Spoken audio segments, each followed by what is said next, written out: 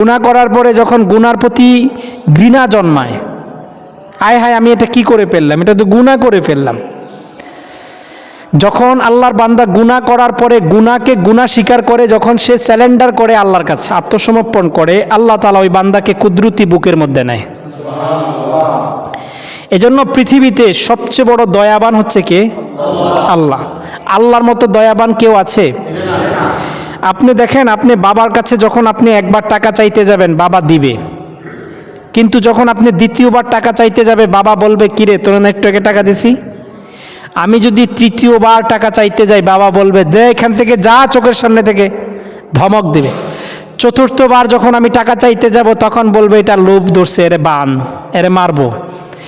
একবার চাইছি টাকা দিছে, দ্বিতীয়বার চাইছি আমারে বাবা বলছে যে তোরে না একটু আগে টাকা দিছি, তৃতীয়বার চাইছি বাবা আমারে ধমক দিয়া তাড়াই দিছে, চতুর্থবার বাবার কাছে টাকা চাইছি বাবা বলে কি তোকে এখানে বেঁধে তোকে মারবো, লোভে তোরে ধরছে। কিন্তু আপনার রব, আমার রব এমন একজন রব যার কাছে আপনি যতবার চাইবেন তিনি ততবার খুশি।